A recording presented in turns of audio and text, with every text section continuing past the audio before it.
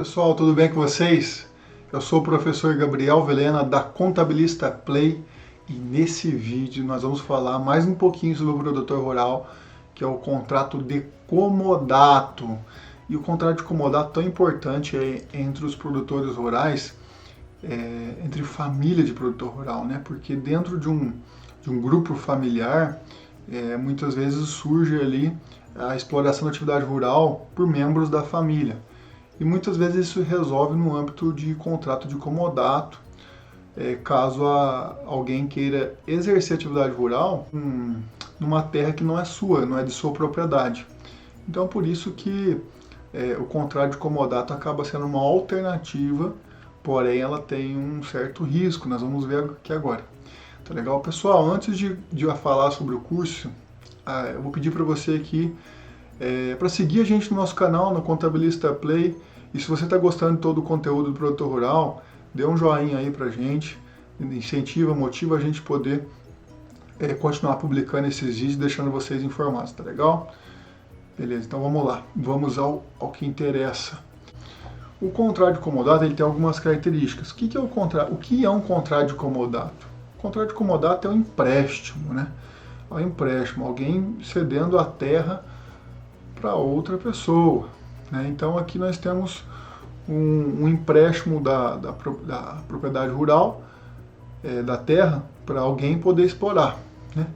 E a característica é que esse contrato, por exemplo, eu tenho um pai e o filho quer explorar a terra do pai, ele pode explorar a terra do pai sem problema nenhum. Ele pode ter o livro caixa dele próprio, do filho? Pode, mas tem que ter um contrato que justifique o vínculo da exploração daquela terra. E um dos contratos que pode justificar isso é o contrato de comodato.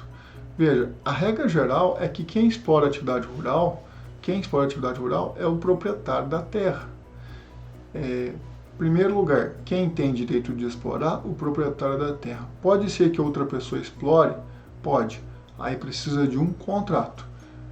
Um desses contratos é o contrato de comodato. A gente falou de um outro contrato, que é o contrato de parceria, que você vai poder ver nos vídeos aqui do canal. Né? Mas esse é um contrato bastante interessante também, que vale a pena entre famílias.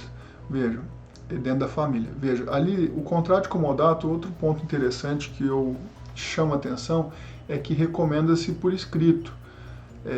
Por quê? Porque havendo dúvida, se contratarem, se de repente cair na justiça, e o juiz não tiver uma certa dúvida se aquilo ali realmente existia, se existia um contrato verbal, não, testemunha, enfim, havendo dúvida, pode ser caracterizado como um contrato de locação ou arrendamento, né? E aí, se tiver prevalecer como contrato locativo, como arrendamento, por exemplo, isso daí vai gerar vamos dizer assim, um rendimento tributável para uma das partes.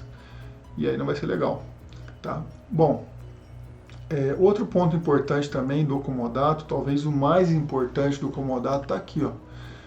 O rendimento tributável, ele vai ser considerado como rendimento tributável 10% do valor venal ou do valor constante da guia de IPTU. No caso aqui, imóvel rural, seria 10% do valor venal, correspondente ao ano calendário da declaração. Ou seja, se eu ceder uma propriedade rural para o meu filho,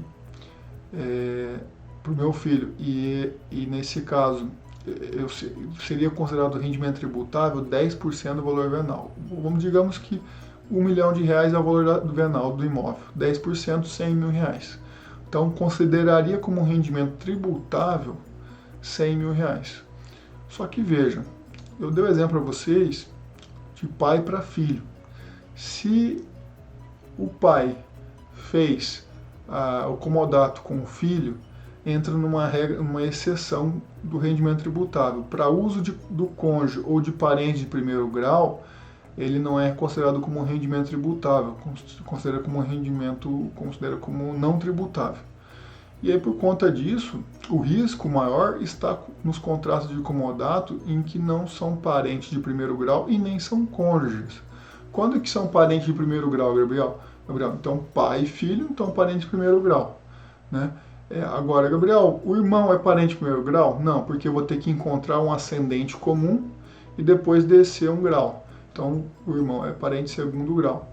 E nesse caso, se eu faço uma cessão da propriedade a título de comodato para o irmão, ele está sujeito à tributação de 10% do valor venal.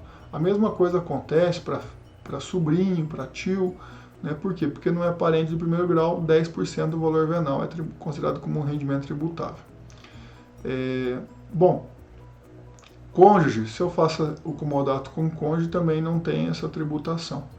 O que eu chamo a atenção do comodato é isso, né? Que às vezes ele é uma válvula de escape para você resolver alguns problemas dentro da família, porém fica restrito a esses parentes de primeiro grau ou cônjuge para não ter risco.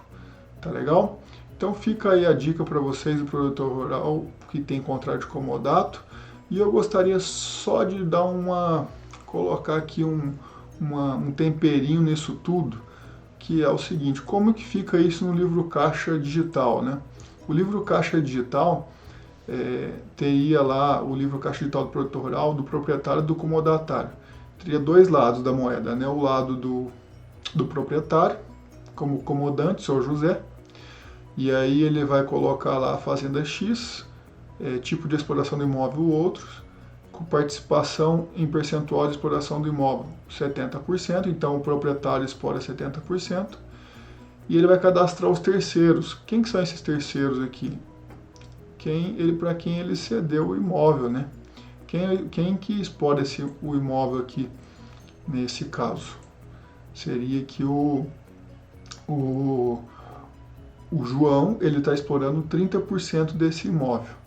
Aí eu vou vir aqui e vou ver o comodatário João, ele fez o quê? Ele está explorando a terra por meio de um contrato de comodato. Ele vai ter que dizer que eu exploro a terra por meio de um contrato de comodato. E qual que é a participação do João? 30%. E o João vai ter que declarar o terceiro. Quem que é esse terceiro? O seu José. O seu José, que é o proprietário da terra, ele tem um percentual de exploração de 70%. É isso que o João vai ter que informar aqui, que ele vai informar que o seu José é um comodante, né? Percebeu aqui que o João ele vai declarar os dados do proprietário comodante e o José vai declarar os dados do João. E os dois têm que bater, né? Essas informações, elas de certa forma já vinham sendo entregues para a Receita Federal. De que forma? Não de forma tão detalhada do cadastro de terceiros. Porque na declaração de ajuste anual da pessoa física, nós indicávamos lá a participação do José e o João declarava sua participação. Um declarava 70%, o outro declarava 30%. E informava ali que era comodante. Isso já era informado, né? Contrato de... aqui na verdade na declaração de ajuste não tem a opção comodato, mas teríamos a opção de outros aqui, né? E aí, por conta disso, eu só informava a participação própria e o motivo pelo qual vinculava aquela terra. Agora, no livro caixa digital, passa a ter o cadastro de terceiros, que é a parte do comodante e o do comodatário, não é verdade? Então aí fica a dica para vocês do livro caixa digital do comodante e comodatário, como proprietário e comodatário, e essas informações com certeza vão ser cruzadas. Gabriel, mas eu não estou obrigado à entrega do livro caixa digital. Ok, mas pode ser que o comodatário esteja, ou pode ser que o comodante esteja. Se um deles estiver, ele vai vai colocar o cadastro de terceiro. Então, a partir disso, a Receita Federal vai ter condições de saber também a participação do outro lado. Tá legal? Então fica aí a dica para vocês, espero que vocês tenham gostado desse vídeo. Se você gostou, aproveita, dá um joinha e acompanha os outros vídeos do Produtor Rural que vão ser divulgados no nosso canal. Se inscreva no nosso canal, não perca a oportunidade de se inscrever, porque aqui eu só vou falar das buchas aqui do Produtor Rural e de outras especialidades que tem da área tributária, tá legal? Forte abraço para vocês, bom trabalho!